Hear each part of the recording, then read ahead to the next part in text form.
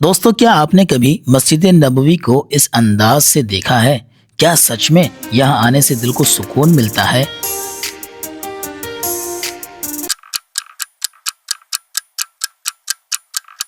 دوستو یہی ہے مدینہ، وہ شہر جہاں ہر قدم پر رحمت محسوس ہوتی ہے۔ دوستو ہمارے سفر کا آغاز کچھ اس طرح سے تھا۔ ہمارے عمرے کا پیکیج 10 دن کا تھا۔ سب سے پہلے تو ہمارا ویزا لگا اور بھائی 10 دن کے بعد ہمیں کال آیا کہ آپ کے عمرے کا ٹرپ مکمل ہونے جا رہا ہے۔ ہم انتظار کرتے رہے۔ یہ سنتے ہی عمرے کا ٹرپ ہونے جا رہا ہے مکمل، خوشی کی لہر پورے جسم میں اس طرح دوڑ گئی جیسے بجلی کا کرنٹ۔ جیسے ہی اللہ نے مجھے وسعت پیدا کی، میں نے سب سے پہلے اپنا قرضہ نپٹایا۔ اس کے بعد میں نے سوچا سب سے پہلے جو ہے نا، زندگی کا جو سب سے خوبصورت لمحہ ہے عمرے کا، اسے مکمل کیا جائے۔ دوستو سب سے پہلے ہم نے حرم شریف میں وزٹ کیا اور وہاں ہم نے 6 دن بتایا۔ 6 دن مکمل ہونے کے بعد ہم نے فجر کی نماز حرم شریف میں ادا کی اور پھر وہاں سے بس لے کر نکل دیے مدینہ المنورہ کے لیے۔ صبح صادق ہوتے ہوتے ہم لوگ مدینہ المنورہ پہنچ گئے۔ سب سے پہلے ہم نے احد پہاڑ کی زیارت کی، بہت ساری جگہوں کی زیارت کی ہم نے۔ دیکھتے ہی دیکھتے دوستو ہم مسجد نبوی کے بالکل قریب پہنچ چکے تھے۔ آپ یہاں سے دیکھ سکتے ہیں وہ گنبد مسجد نبوی کا یہاں سے نظر آ رہا ہے۔ سب سے پہلے دوستو یہاں لوگوں کی بھیڑ دیکھیں۔ دوستو یہاں بہت ہی سکون ہے۔ آپ دیکھیں یہاں کوئی شور شرابہ نہیں، اتنے لوگوں کی بھیڑ ہے۔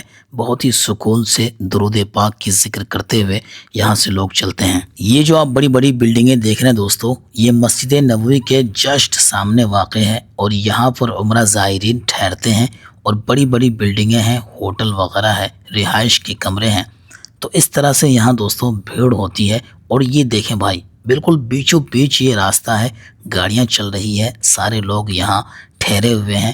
اور یہاں پر آپ دیکھیں تو بھائی کمال کی چیز یہ ہے کہ یہاں پہ کوئی ٹریفک نہیں ہے۔ آپ یہ سوچ رہے ہوں گے یار یہ لوگ جا کہاں رہے ہیں، تو بھائی یہ مسجد نبوی کی طرف جا رہے ہیں۔ اور آپ یہ دیکھیں ایک گیٹ نما سا ہے، یہاں پہ اکثر لوگ مسجد نبوی کی گنبد کے ساتھ فوٹو کھنچاتے ہیں۔ یہ دیکھیں یہاں پہ کچھ بندے کھڑے ہیں نا فوٹو کھنچانے کے لیے، تو بھائی یہیں سے وہ فوٹو کھینچتا ہے، جس سے یہ بیک گراؤنڈ میں مسجد نبوی کا گنبد نظر آتا ہے۔ جب میں روم سے نکلا تو دیکھنے میں مسجد نبوی بالکل قریب لگ رہا تھا، لیکن بھائی یہاں سے 10 منٹ کی دوری پر واقع تھا۔ چلتے ہی چلتے رہے اور آخر کار ہم لوگ مسجد نبوی کے بالکل قریب پہنچ چکے تھے۔ اور بھائی ابھی جو موسم ہے نا بھائی، کیا کمال کا موسم ہے، ہلکی سی ٹھنڈی ہے، نہ زیادہ گرمی ہے نہ زیادہ ٹھنڈی ہے۔ آپ ہلکا سا جیکٹ پہن کے پورے مسجد نبوی کے ارد گرد کا چکر لگا سکتے ہیں۔ یہاں لوگ صرف مسجد نبوی کو دیکھنے ہی نہیں آتے، بلکہ اللہ کے نبی علیہ السلام کی بھی زیارت ہوتی ہے، درود و سلام بھی لوگ یہاں پڑھتے ہیں۔ تو دوستو ابھی ہم مسجد نبوی کے بالکل اندر میں گھس چکے ہیں۔ سب سے پہلے دوستو یہ جھومر دیکھیں کتنا خوبصورت اور نمایاں ہے، اور یہاں کے در و دیوار کی بناوٹ دیکھیں۔ او بھائی کیا لگ رہا ہے، مسجد نبوی کو اپنی آنکھوں سے دیکھنے کے بعد کتنا سکون مل رہا ہے۔ تو دوستو یہاں سے ہم چلیں گے مسجد نبوی کے بالکل منبر کے قریب، وہاں نماز بھی ادا کریں گے اور اللہ کے نبی علیہ السلام کی زیارت کریں گے، درود و سلام پڑھیں گے، پھر وہاں سے چلیں گے جبل رحمت مینا وغیرہ۔ یہیں پر آ کے ہر انسان اپنی پریشانی بھول جاتا ہے اور بس ایک ہی دعا کرتا ہے، سکون۔ دوستو مسجد نبوی کے اندر بھی ہلکی ہلکی سی ٹھنڈی ہوا چلتی رہتی ہے، ایسا لگتا ہے جیسے جنت کا احساس ہو رہا ہو۔ بھائی اتنی بڑی مسجد ہے جس کا اندازہ ایک دن میں نہیں لگایا جا سکتا ہے۔ بھائی ہم نے کبھی مسجد نبوی کو اس طرح سے نہیں دیکھا تھا، اندر کے حصے کو۔ باہر کے حصے کو تو ہم نے دیکھا تھا کتابوں میں، فوٹو وغیرہ میں، لیکن اندر کے حصے کو ہم نے نہیں دیکھا تھا۔ اب یہاں سے ہم انٹر ہونے والے ہیں اس چھت کے قریب جہاں وہ صبح کے وقت جو ہے نا کھلتا ہے۔ یہ دیکھیں بھائی کتنا خوبصورت ہے، یہی وہ چھت ہے جو صبح کے وقت سورج کے طلوع ہونے کے وقت جو ہے نا کھلتا ہے اور اندر روشنی آتی ہے، ایسا لگتا ہے جیسے بھائی ہم کہاں جنت کے اندر پہنچ گئے۔ یہاں آ کے دل بول اٹھتا ہے یا اللہ ہر کسی کو یہاں بلانا۔ مسجد نبوی سے فارغ ہونے کے بعد ہم لوگ نکل چکے تھے جبل رحمت کے لیے۔ یہ وہی پہاڑ ہے جس کا نام ہے جبل رحمت۔ اور دوستو یہ پہاڑ عرفات میں واقع ہے اور اسلام نے اس کا بہت بڑا مقام ہے۔ روایت کے مطابق یہیں پر آدم علیہ السلام اور آدم حوا دوبارہ ملے تھے جب انہیں جنت سے زمین پر بھیجا گیا تھا، اسی وجہ سے اسے رحمت کا پہاڑ بھی کہا جاتا ہے۔ اور حج کے دوران وقوف عرفات سب سے امپورٹنٹ رکن ہوتا ہے اور یہ جگہ اس کا مرکز ہے، اور ہمارے اور آپ کے آقا محمد رسول اللہ صلی اللہ علیہ وسلم نے بھی اپنا آخری خطبہ اسی میدان کے قریب دیا تھا۔ دوستو اس پہاڑ کی جو اونچائی ہے لگ بھگ 65 سے 70 میٹر فٹ ہے، اور اس کی جو چوڑائی ہے ایگزیکٹ فکس نہیں ہے، لیکن تقریباً 300 میٹر کے آس پاس پھیلا ہوا ہے۔ دوستو اس پہاڑ کی ایک خاص بات یہ ہے، جب آپ اسے دور سے دیکھیں گے تو ایسا لگے گا کہ ہم اس پہ نہیں چڑھ سکتے، لیکن جب قریب پہنچیں گے اور چڑھنے کی کوشش کریں گے راستہ خود بخود ہموار ہوتا چلا جائے گا۔ ہم نے بھی ایسا خود محسوس کیا ہے۔ دوستو عمرے کے لیے جو بس آتی ہے اسی بس سے ہم لوگ گھومنے نکلے تھے۔ سب سے پہلے ہم نے احد پہاڑ دیکھا اور مینا کا بازار دیکھا، اور پھر یہاں پر پہنچ گئے۔ آدھا گھنٹہ ہمارے پاس ٹائم تھا، ہمیں آدھے گھنٹے کا ٹائم دیا گیا تھا کہ آپ وہاں سے جلد واپس ہو جائیں۔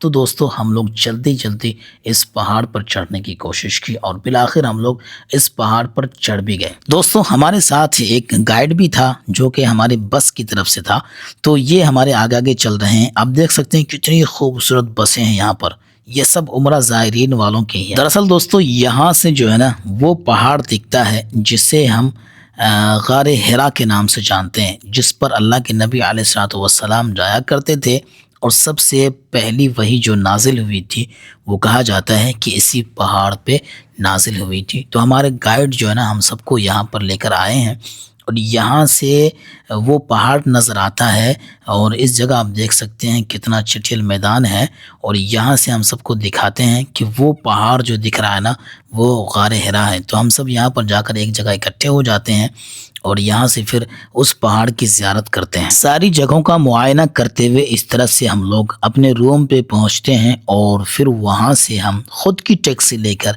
جگہ کے لیے گھومنے نکل پڑتے ہیں۔